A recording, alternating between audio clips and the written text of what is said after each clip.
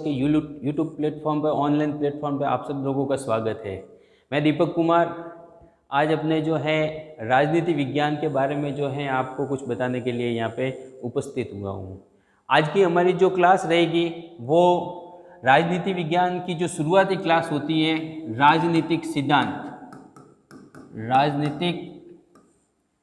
सिद्धांत से संबंधित क्लास होगी।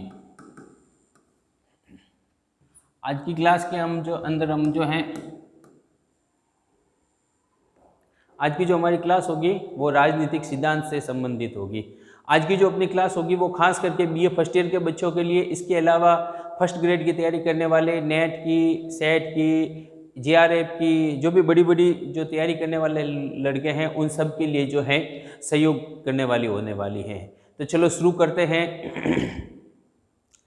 अक्सर देखने में आता है कि राजनीति विज्ञान का जो अध्ययन है उस अध्ययन को बच्चे जो हैं भारत का संविधान और इंटरनेशनल रिलेशन यहाँ तक ही सीमित कर देते हैं, मगर वास्तविकता के अंदर ये जो राजनीति विज्ञान का, पॉलिटिकल साइंस का जो अध्ययन है वो भारत के संविधान का अध्ययन और विदेशी संविधानों का और देश के साथ अंतर्राष्ट्रीय जो रिलेशन है, अंतर्राष्ट्रीय जो संबंध है वहाँ तक की जो है वहाँ तक ही नहीं है।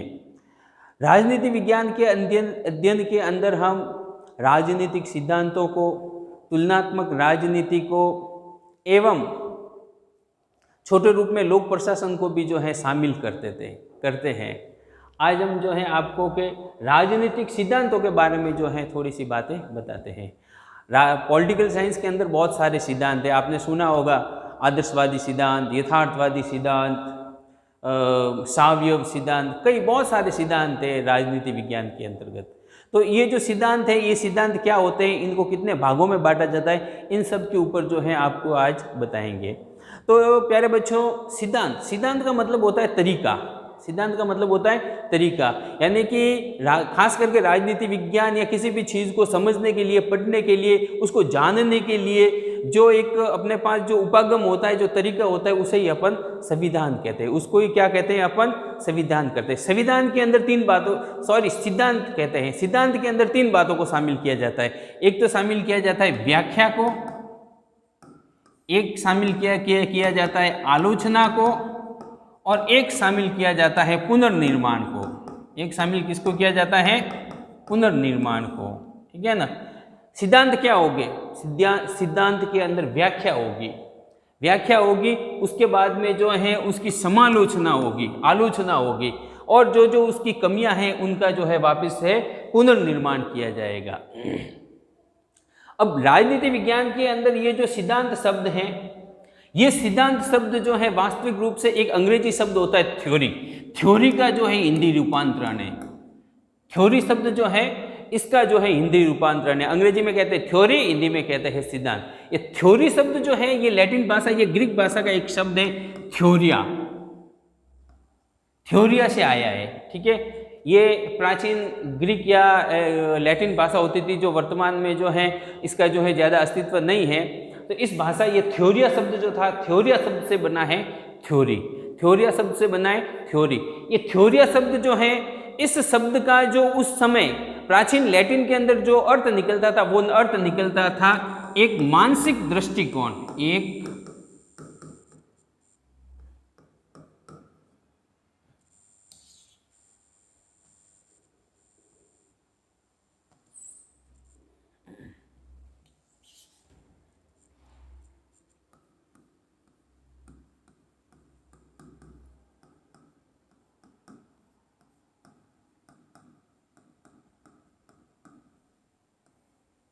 मानसिक केंद्रित दृष्टिकोण, यानी कि एक केंद्रित दृष्टिकोण। ठीक है ना। किसी भी अध्ययन को समझने के लिए एक जो केंद्रित दृष्टिकोण होता है, उसका मतलब, थ्योरिया का मतलब होता है एक केंद्रित दृष्टिकोण, एक मानसिक केंद्रित दृष्टिकोण। अर्थात हम दूसरे शब्दों में कह सकते हैं कि राजनीतिक विज्ञान के अंदर राजनीतिक मान्यताएं, राजनीतिक अवधारणाएं और राजनीतिक घटनाओं का व्यवस्थित अध्ययन और जो चिंतन है वो जो है इस राजनीतिक सिद्धांत के अंदर शामिल होता है। राजनीतिक अवधारणाओं का, राजनीतिक घटनाओं का और जो है राजनीतिक मान्यताओं का जो व्यवस्थित अध्ययन है या जो चिंतन है वो थ्योरी के अंदर शामिल किया जाता है। थ्योरी को जो है दूसरे शब्दों में हम इनको ऐसे भी कह सकते हैं कि निश्चित व क्रमबद्ध नियमों का समूह जो है वो राजनीतिक सिद्धांत है। दूसरे शब्दों में अपन क्या कह सकते हैं, निश्चित एवं क्रमबद्ध नियमों का समूह। सिद्धांत जो होते हैं ना वो क्या होते हैं, क्रमबद्ध होते हैं, निश्चित होते हैं और एक समूह के अंदर होते हैं, एक समूह के अंदर होते हैं। मैंने आपको बताया था कि सिद्धांतों के अंदर हम 3 बातों को शामिल करते हैं। एक तो जो आती है वो आती है व्याख्या, उसके बाद में होती है उसकी आलोचना और एक जो होता है वो क्या होता है, उसका वापस पुनर्निर्माण। अब हम जो है राजनीति विज्ञान के अंदर जो सिद्धांत है इनके बारे में बात करते हैं। अब इन सिद्धांत की जो है परिभाषा के बारे में देखते हैं। तो ये सिद्धांतों की जो परिभाषा है ये एक हमारे विद्वान हुए हैं सेबाइन नाम के जो एक विद्वान हुए हैं, इन्होंने इसकी परिभाषा को देते हुए कहा था कि राजनीति सिद्धांत जो है वो चिर स्थायी महत्व का विषय है। राजनीति सिद्धांत क्या है, चिर स्थायी महत्व का विषय है। राजनीति विज्ञान को चिर स्थायी महत्व का विषय किसने कहा था, तो राजनीति सिद्धांत को चिर स्थायी महत्व का विषय जो है वो राजीव भार्गव ने कहा था, सेबाइन ने कहा था। इसके अलावा राजीव भार्गव साहब ने भी जो है इनकी एक बहुत ही अच्छी जो है परिभाषा दी है और कहा है कि राजनीति सिद्धांत शब्द आधारित व्यवस्थित चिंतन है। राजनीतिक सिद्धांत शब्द आधारित चिंतन है। ये बात किसने कही थी, ये बात कही थी राजीव भार्गव ने। राजीव भार्गव ने इसको कहा, क्या कहा है, राजनीतिक सिद्धांत जो है वो शब्द आधारित जो है व्यवस्थित चिंतन है। यानी कि राजीव भार्गव ने जो है इनके अंदर शब्दों को जो है इनके अंदर शामिल किया है। इनके अलावा एक विद्वान हुए हैं कार्ल पॉपर, ठीक है ना, कार्ल पॉपर। उन्होंने क्या कहा था कार्ल पॉपर ने कि राजनीति सिद्धांत जो है ना वो एक जाल है। क्या है, जाल है। राजनीतिक सिद्धांत जो है एक जाल है। उस जाल के अंदर जो है हम क्या कर सकते हैं, जगत को पकड़ सकते हैं। जगत को पकड़ सकते हैं। जगत का मतलब हो गया विश्व, या अपन दूसरे शब्दों में कहें तो विश्व को क्या कर सकते हैं, समझ सकते हैं। यानी कि पूरे विश्व की राजनीतिक, आर्थिक, सामाजिक जो भी व्यवस्था है उनको समझने के लिए जो है राजनीतिक सिद्धांत जो होते हैं वो हमारा क्या करते हैं, सहयोग करते हैं। मैंने आपको बताया कि पॉलिटिकल साइंस के अंदर जो है बहुत सारे राजनीतिक सिद्धांत है, बहुत सारी जो थ्योरियाँ है, बहुत सारे सिद्धांत हैं जो हैं, बहुत सारे विभिन्न देशों के अंदर जो है राजनीति विज्ञान के जो है बड़े बड़े विद्वानों ने दिए हैं। हम जो राजनीति विज्ञान के ये जो सिद्धांत हैं इनको 2 भागों में हम जो है बांट सकते हैं। एक तो होते हैं परंपरागत अध्ययन राजनीतिक सिद्धांत और दूसरे होते हैं आधुनिक राजनीतिक सिद्धांत। या अपन कह सकते हैं परंपरागत अध्ययन और दूसरे होते हैं आधुनिक राजनीतिक सिद्धांत।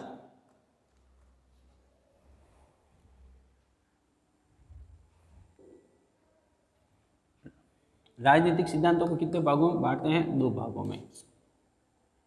एक तो हो गए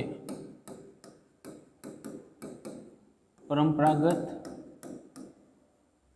सिद्धांत और दूसरे हो गए आधुनिक सिद्धांत। अब हम बात करते हैं कि परंपरागत सिद्धांत होते हैं वो क्या होते हैं, कैसे होते हैं, उनकी प्रकृति कैसी होती है, उनका क्षेत्र कैसा होता है, उनके अंदर किन किन बातों को शामिल किया जाता है और जो आधुनिक राजनीतिक सिद्धांत होते हैं इनके अंदर इनकी प्रकृति कह सकते हैं कि परंपरागत राजनीतिक सिद्धांतों के अंदर किन किन बातों को शामिल किया जाता है और आधुनिक राजनीतिक सिद्धांतों के अंदर किन किन बातों को शामिल किया जाता है। सबसे पहले हम इसके थोड़े से काल के बारे में देख लें तो परंपरागत राजनीतिक सिद्धांतों का जो काल था वो कहा जाता है कि जिस समय प्लेटो और अरस्तु, क्योंकि हमें राजनीति की जो शुरुआती जानकारी मिलती है वो प्लेटो और अरस्तु के काल से मिलती है, तो प्लेटो और अरस्तु के काल से लगाकर द्वितीय विश्व युद्ध लगभग जो है द्वितीय विश्व युद्ध 1945 तक का जो समय है,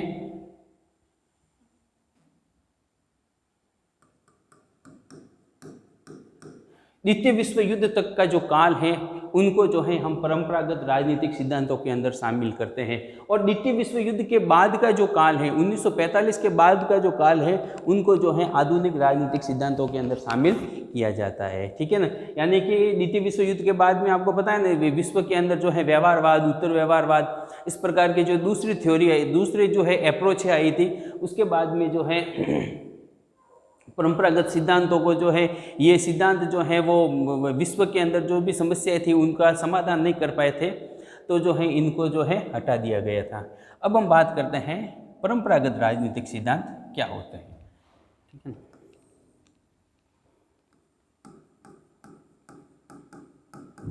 परंपरागत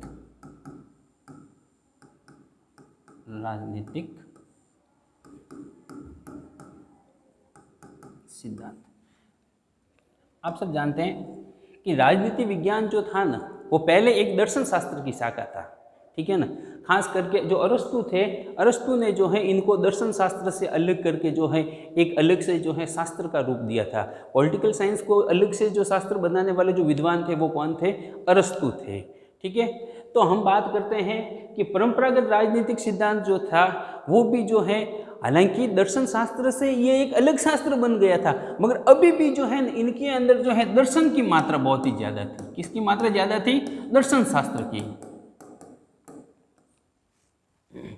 यानी कि ये जो पॉलिटिकल साइंस था ये दर्शन शास्त्र कह सको अपन, या फिर दूसरे शब्दों में कह सकते हो राजनीतिक दर्शन पर आधारित था। राजनीतिक दर्शन पर आधारित, इनके अंदर जो है ना राजनीतिक दर्शन जो है वो बहुत ज़्यादा में जो है बहुत ज़्यादा मात्रा में दिखाई देता है। हालांकि दर्शन शब्द का जो अर्थ होता है वो दर्शन शास्त्र जो होता है ना इसको बुद्धि का विज्ञान माना जाता है। क्या कहा जाता है? बुद्धि का विज्ञान। दर्शन शास्त्र को बुद्धि का विज्ञान कहा जाता है। मगर हमारे जो भी प्राचीन भारतीय राजनीतिक विचारक हुए हैं प्लेटो और अरस्तु, इन लोगों ने जो है ना इनको जो है एक तरीके से दर्शन शास्त्र को जो है शाश्वत सत्य या सत्य की खोज के बारे में बताया था।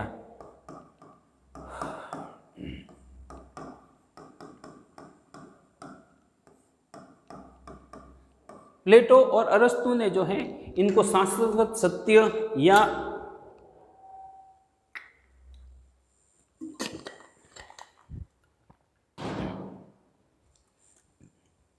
सत्य की खोज के रूप में जो है ना इनको बताया था।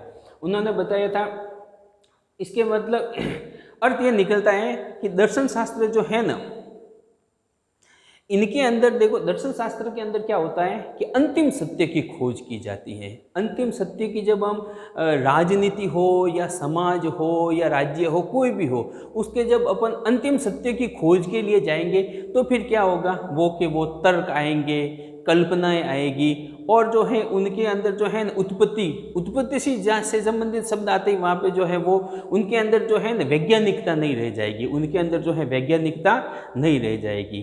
तो कुल मिला के अपन कह सकते हैं कि परंपरागत राजनीतिक सिद्धांत जो थे वो दर्शन शास्त्र पर आधारित थे, राजनीतिक दर्शन के साथ में जुड़े हुए थे।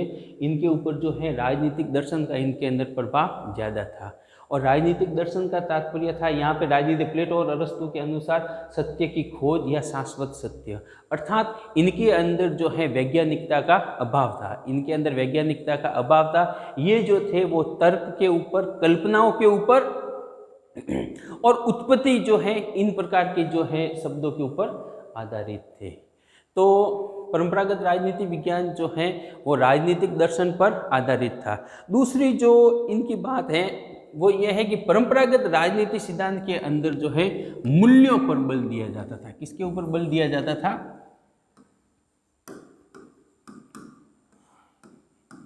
परंपरागत राजनीतिक सिद्धांत के अंदर मूल्यों पर बल दिया जाता था। अब हम कहेंगे कि मूल्य क्या है।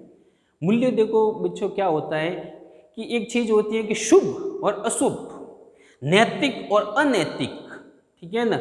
यानी कि शुभ सही क्या है, गलत क्या है, उचित क्या है, अनुचित क्या है, नैतिक क्या है, अनैतिक क्या है, इस प्रकार की जो थ्योरी होती है, इस प्रकार के जो विचार होते हैं, इनके बारे में हमें जो ज्ञान देते हैं वो हमारे मूल्य होते हैं। वो हमारे क्या होते हैं? मूल्य होते हैं कि भाई जो भी हम काम कर रहे हैं क्या ये काम सही है या गलत है, ठीक है ना, नैतिक है या अनैतिक है, उचित है या अनुचित है। इस प्रकार का जो ज्ञान कराने वाले होते हैं ना, वो जो क्या होते हैं? वो मूल्य होते हैं। वो हमारे क्या होते हैं? मूल्य होते हैं, ठीक है ना। और एक राज्य के अंदर भी कि राज्य के लिए क्या सही है, एक देश के लिए भी क्या सही है और क्या गलत है, पॉलिटिकल के अंदर क्या होना चाहिए कि ये हाँ पॉलिटिकल के अंदर ये कार्य होगा तो उचित है, ये होगा तो अनुचित है, ये नैतिक है, ये अनैतिक है। इस प्रकार की जो बातें सामने आती है वो सारी की सारी जो किसके अंदर आती है? मूल्यों के अंदर शामिल है, ठीक है ना। तो परंपरागत राजनीति सिद्धांत जो था वो राजनीतिक दर्शन पर आधारित था, ठीक है ना। राजनीतिक दर्शन की मात्रा इसमें ज़्यादा थी, राजनीतिक दर्शन पर आधारित था। परंपरागत राजनीतिक सिद्धांतों के अंतर्गत मूल्यों पर बल दिया जाता था। और तीसरी बात जो इसके अंदर आती है वो क्या आती है?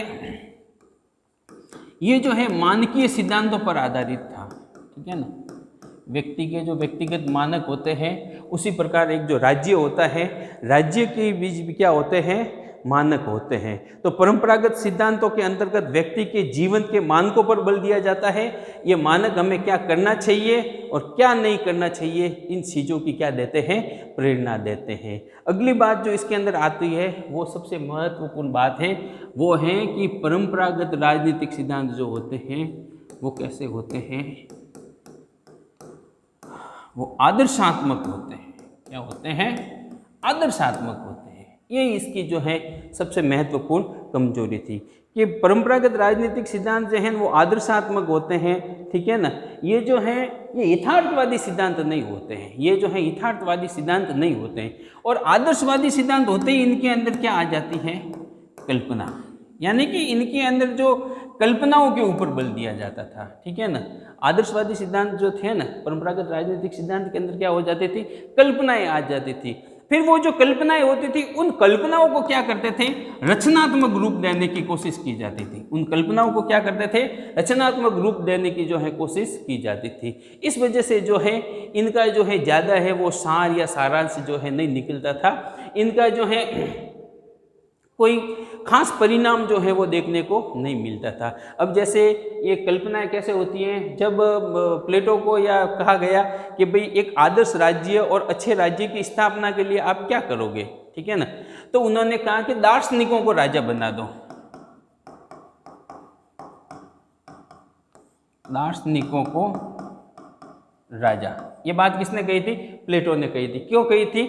आदर्श राज्य की स्थापना के लिए। देखो क्या है, आप दार्शनिकों को राजा नहीं बना सकते। जो राजा होता है उसको राजनीति का ज्ञान, समाज का ज्ञान, अर्थशास्त्र का ज्ञान, तात्कालीन समय के अंदर जब सारी की सारी पावर जो है राजा के पास हुआ करती थी, ठीक है ना, जो विदेश नीति राजा संभालता था, कार्यपालिका, न्यायपालिका, व्यवस्थापिका, सारी की सारी चीज़ें जब राजा के पास होती थी तो राजा जो हैं वो एक कहने का मतलब एक बहुत ही यूँ इंटेलिजेंट पर्सन होना जरूरी है होता था, ठीक है। ऐसे समय में जो है दार्शनिक है उनको आप राजा बनाएंगे तो दार्शनिकों को जो है विदेश नीति का ज्ञान नहीं होगा, सेना का ज्ञान नहीं होगा, कई प्रकार की जो चीज़ें आती है उन चीज़ों का जो है ज्ञान नहीं होगा। अतः ये बात है कि ये जो है कल्पनाओं से जो है राज्य नहीं चल सकता।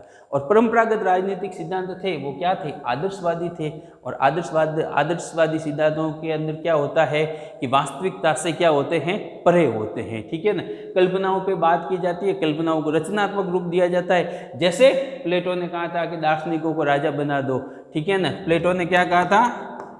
दार्शनिकों को राजा बना दो आदर्श राज्य की स्थापना के लिए।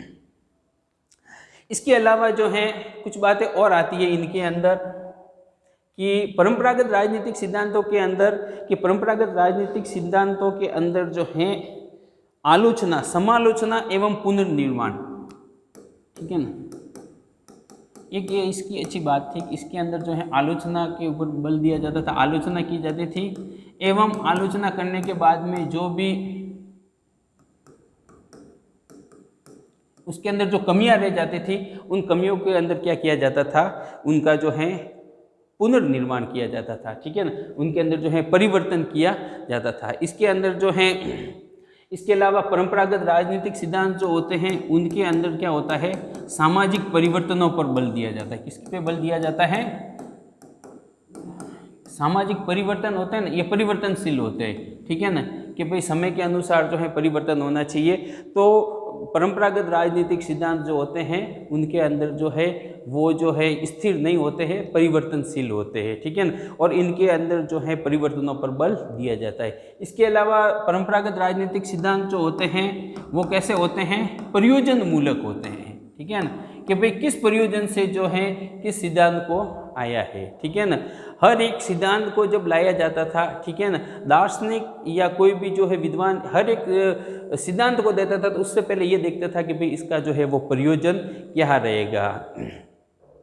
इसके अलावा परंपरागत राजनीतिक जो सिद्धांत होते हैं वो कैसे होते हैं, गुणात्मक होते हैं। क्या होते हैं? गुणात्मक होते हैं एवं मूल्यांकन परक होते हैं। कैसे होते हैं? मूल्यांकन परक होते हैं। परंपरागत राजनीतिक सिद्धांत जो होते हैं वो क्या होते हैं, गुणात्मक एवं मूल्यांकन परक होते हैं, ठीक है ना। इनके अंदर परंपरागत सिद्धांतों के अंदर जो है उनकी जो अंदर की जो क्वालिटी होती थी उसको देखा जाता था, ठीक है ना, क्वांटिटी के ऊपर ध्यान नहीं दिया जाता था और उनको जो है उनका मूल्यांकन भी जो है किया जाता था। अब एक जो है अंतिम बात आपको मैं बताता जाता हूँ कि राजनीति, परंपरागत राजनीतिक सिद्धांतों के अंतर्गत जो है किसका अध्ययन किया जाता था, तो परंपरागत राजनीति विज्ञान के अंतर्गत राज्य का अध्ययन किया जाता था। परंपरागत राजनीति विज्ञान के अंतर्गत सरकार का अध्ययन किया जाता था। परंपरागत राजनीति सिद्धांत के अंदर राज्य और सरकार का अध्ययन किया जाता था और परंपरागत राजनीति सिद्धांत के अंदर राज्य, सरकार और व्यक्ति का अध्ययन किया जाता था, ठीक है ना। तो परंपरागत राजनीति सिद्धांत क्या होते हैं, राजनीतिक सिद्धांत क्या होते हैं, परंपरागत राजनीतिक सिद्धांत क्या होते हैं, परंपरागत राजनीतिक सिद्धांतों की प्रकृति क्या है, उसका क्षेत्र क्या है, उसके अंदर किन किन बातों को शामिल किया जाता है, उनके अंदर किन किन चीज़ों का, परंपरागत राजनीति सिद्धांत के अंदर किन किन का अध्ययन किया जाता है, ये सारी की सारी बातें जो है मैंने आपको मोटे मोटे तौर पे बताई है। समय को देखते हुए थोड़ा सा वीडियो को जो है जल्दी बनाने की, जो बातों को जो है थोड़ा फास्टली लेने की कोशिश की है, ठीक है ना। आगे जैसे जैसे चलेंगे तो है अपन जो है आगे की क्लास में आपको आधुनिक राजनीतिक सिद्धांत के बारे में पढ़ाएंगे। उसके बाद में एक छोटा सा वीडियो होगा 5-10 मिनट का, जिसके अंदर परंपरागत सिद्धांत और राजनीतिक आधुनिक सिद्धांत की जो है तुलना करते हुए दोनों के अंदर जो है अंतर जो है वो आपको बता दिया जाएगा। आगे जाके व्यवहारवाद और उत्तर व्यवहारवाद के बारे में भी आपको बता देंगे। आज के लिए इतना ही, धन्यवाद।